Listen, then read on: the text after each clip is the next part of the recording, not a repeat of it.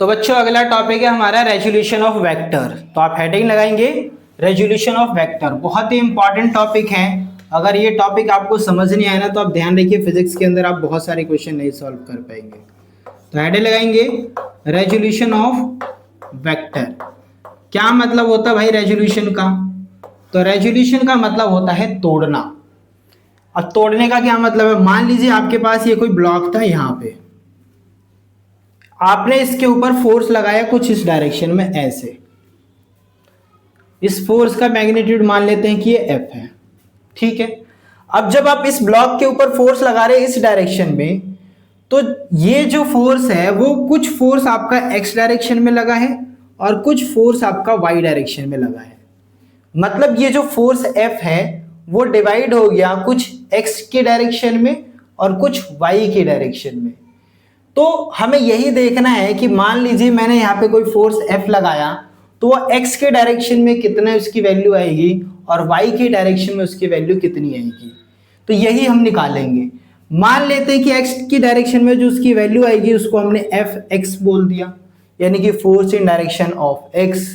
और जो y की डायरेक्शन में वैल्यू आएगी उसको हमने बोल दिया Fy, यानी कि force in the direction of y। अब मान लीजिए ये जो फोर्स है वो ग्राउंड से कितने डिग्री के, मतलब कितने डिग्री के एंगल पे आपने लगाया था? तो आपने लगाया था थीटा एंगल पे।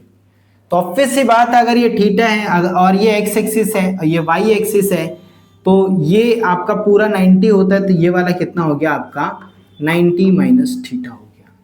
ठीक बात है।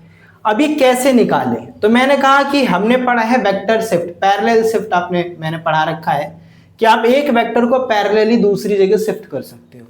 तो मैं क्या कर रहा हूं, इस वेक्टर को यहां पे अगर मैं पैरेलली शिफ्ट कर लूं तो अगर ये Fy है तो ये भी कितना हो गया Fy हो गया।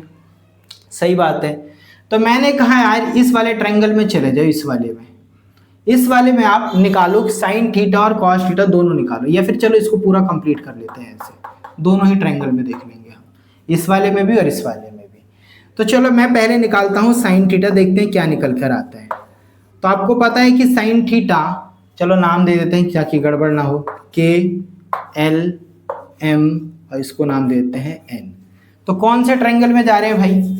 ट्रायंगल MKL में। तो ट्रायंगल MKL में मैं निकाल रहा हूँ साइन थीटा। तो बताइए साइन थीटा अगर आप निकालोगे तो क्या निकालोगे? साइन थीटा का फॉर्मूला होता है परपेंडिकुलर अपॉन हाइपोटेनियस। तो परपेंडिकुलर ये क्या हो गया आपका Fy, क्या हो गया Fy, यही तो आपका परपेंडिकुलर है, और हाइपोटेनियस आपका क्या है F है। तो sine theta is equal to आपको मिला Fy यानी force in direction of y upon F। तो यहाँ से आपको मिला force in direction of y is equal to F sine theta. अभी ये फॉर्मूले के फॉर्म में है, जनरल फॉर्म में है। हम इसके ऊपर क्वेश्चन करके देखेंगे कि रियल वैल्यू हम कैसे निकालते हैं, ठीक है। अब आपने जैसे साइन थीटा करा, आप वैसे ही क्या करिए, आप कॉस थीटा निकालिए।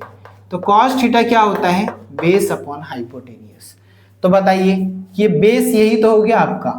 तो बेस आपका क्या है Fx, जिसका मतलब है force in direction of x upon hypotenuse F। तो यहां से आपको Fx क्या निकला? F cos थीटा, यानी कि force in direction of x आपको मिला F cos theta, force in direction of y आपको मिला F sin थीटा। यानी कि ये जो फोर्स आपने F ऐसे लगाया था उसकी अगर x डायरेक्शन में वैल्यू देखोगे तो आपको मिलेगा F cos थीटा, और y डायरेक्शन में आप उसकी वैल्यू देखोगे तो मिलेगा F sin theta. In short मैं आपको ये समझाना चाह रहा हूं कि अगर दो वेक्टर हैं इस तरीके से परपेंडिकुलरली, या फिर ये उनका रिजल्टेंट है F और उनके बीच में एंगल थीटा बन रहा है, तो थीटा के साथ वाला हमेशा हो जाएगा आपका F cos थीटा, और थीटा के बिना साथ वाला मतलब दूसरा जो कंपोनेंट होगा वो हो जाएगा आपका F sin थीटा। तो थीटा के साथ वाला के साथ cos थीटा लगेगा, बिना थीटा वाले के साथ sin थीटा लगेगा। और ध्यान रहे दोनों के बीच में एंगल कितना बनना चाहिए? 90 डिग्री का। चलो इसको एक क्वेश्चन की मदद से सॉल्व करते हैं, समझने की कोशिश करते हैं। फिलहाल मैं इसको मिटा रहा हूं। तो देखिए हमें क्वेश्चन क्या दिया हुआ है। क्वेश्चन दिया हुआ है कि आपके पास एक ए वेक्टर है जिसका जो मैग्नीट्यूड है वो 10 है और वो कुछ इस तरीके से लग रहा है। ये है ए वेक्टर आपका। ग्राउंड से इसका जो एंगल दे रखा है एक्स एक्सिस के साथ वो आपका दे रखा है 30 डिग्री। ठीक है, ये आपका ए वेक्टर है, इसका मैग्नीट्यूड 10 है। तो मैंने कहा आप ये बताइए कि इसका x कंपोनेंट कितना होगा, मतलब x की डायरेक्शन में इसकी कितनी वैल्यू आएगी और y की डायरेक्शन में इसकी कितनी वैल्यू आएगी। समझ पा रहे हो ना कि ये a वेक्टर इधर इधर है 10, मान लो ये फोर्स ही होता तो 10 न्यूटन का फोर्स इधर लग रहा है, इधर। आपको बताना है कि 10 न्यूटन का फोर्स अब इधर लग रहा है तो x डायरेक्शन में इसकी कुछ फोर्स होगी, कुछ फोर्स इसकी y डायरेक्शन में होगी। तो x डायरेक्शन में उसकी कितनी फोर्स है और y डायरेक्शन में उसकी कितनी फोर्स है ये आपको निकालना है। तो जैसा अभी मैंने सिखाया था कि x वाला अगर आपको निकालना है, अगर ये a है तो x का जो कंपोनेंट हो जाएगा a cos थीटा हो जाएगा। a cos थीटा का क्या मतलब है, a जिसकी वैल्यू 10 है, cos थीटा थीटा यानी कि 30 डिग्री है। आपको पता है कि cos 30 डिग्री की वैल्यू कितनी होती है, √3/2। सॉल्व करोगे तो 5√3 आ गई इसकी वैल्यू ax की। ऐसे ही अगर आपको ए वाई निकालना है तो थीटा के साथ वाला के साथ अगर cos थीटा आता है तो बिना थीटा के साथ वाले के साथ sin थीटा आएगा। ये a है तो ये बन जाएगा आपका a sin थीटा। क्या बन जाएगा, a sin थीटा। तो a sin थीटा, अब आप इसकी वैल्यू निकाल लीजिए। a sin थीटा, a कितना है 10, sin थीटा, थीटा कितना है 30 डिग्री, तो 10 sin 30 डिग्री की वैल्यू 1/2 काट दोगे तो आपको मिलेगा 5। यानी कि ये जो ए वेक्टर था, ए वेक्टर ये दो चीजों से मिलके बना हुआ है, इसकी ये दो डायरेक्शन में डिवाइड हो गया है। एक है एक्स डायरेक्शन में और एक है वाई के डायरेक्शन में।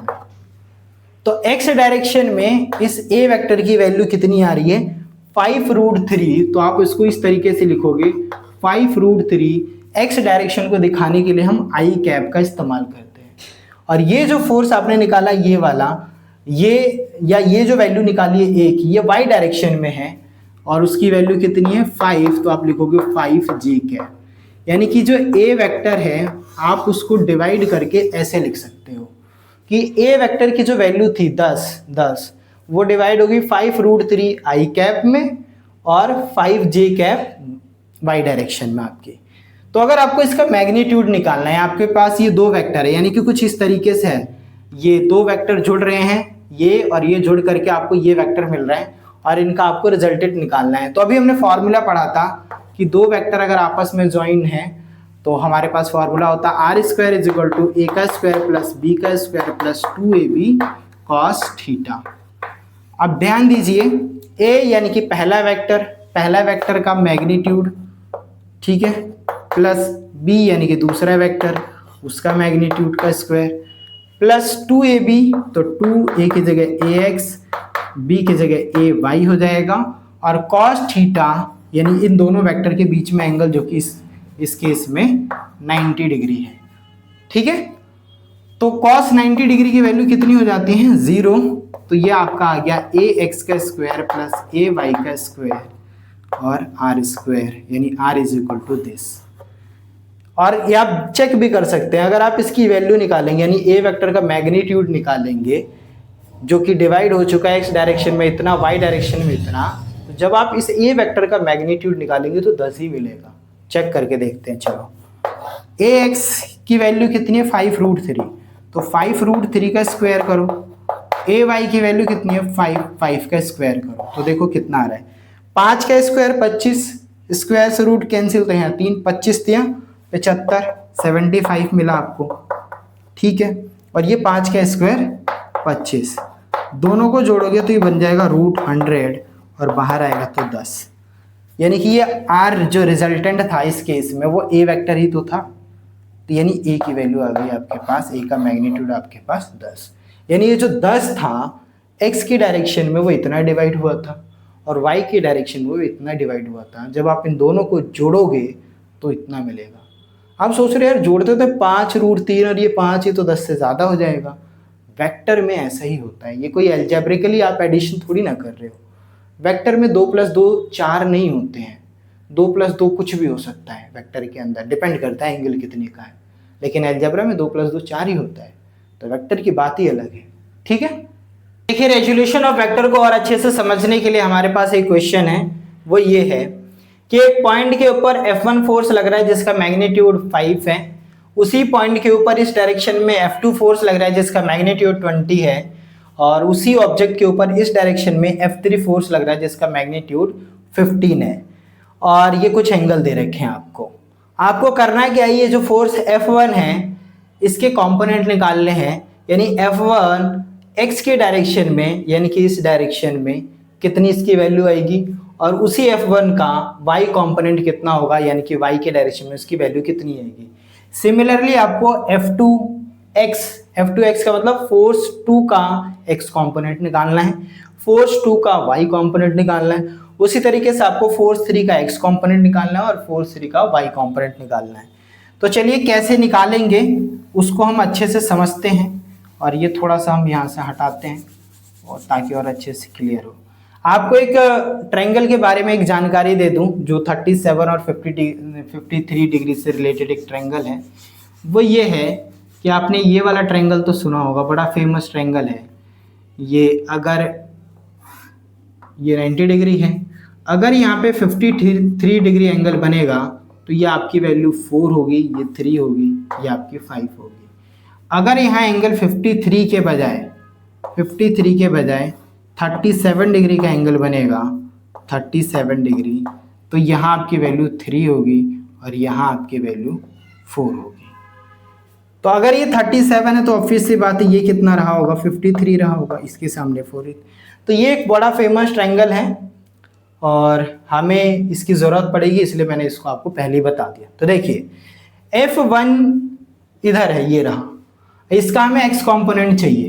तो अगर ये F1 इधर 37 है तो इसका f कंपोनेंट मैंने कहा था कि x के साथ cos थीटा होता है, तो ये F1 cos थीटा, थीटा कितना है यहाँ पे 37 डिग्री, तो ये हमारा आ जाएगा F1 x कंपोनेंट, यानी कि फोर्स 1 का x कंपोनेंट के डायरेक्शन में ये वैल्यू आएगी। इसी फोर्स का y कंपोनेंट ये बनेगा, ये वाला।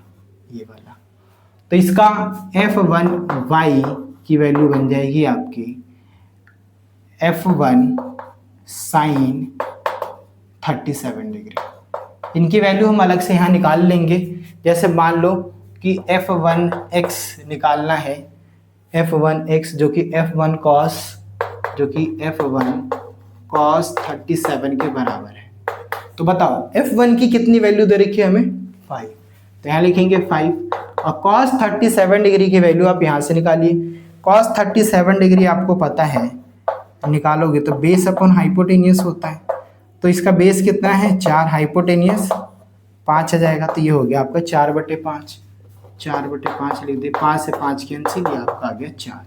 इसी तरीके से F1 y निकालोगे तो F1 sin 37 है, sin 37, F1 की वैल्यू 5 है, sin 37 आप निकाल लो यहाँ से, sin 37 यहाँ निकाल लो, sin 37 कैसे निकालोगे, sin 37 परपेंडिकुलर अपॉन हाइपोटेनियस, तो परपेंडिकुलर ये रहा, हाइपोटेनियस ये रहा, तो ये आ गया 3/5, तो 3/5 लिख लो, तो ये आ गया आपका 3। आप इसका मैग्नीट्यूड निकालो वेक्टर एडिशन की हेल्प से, तो देखोगे कि 5 ही आ गए इन दोनों को जोड़ने पे। ठीक है, जैसे मैंने F1 का निकाला आप वैसे ही F2 का निकालिए, F2x मतलब फोर्स 2 का x कंपोनेंट, ये फोर्स 2 है, इसका x कंपोनेंट इस डायरेक्शन में आएगा, लेकिन यहाँ पे एंगल कितना है 53, तो आप लिखोगे F2 cos 53, तो आपका मिलेगा F2 cos 53।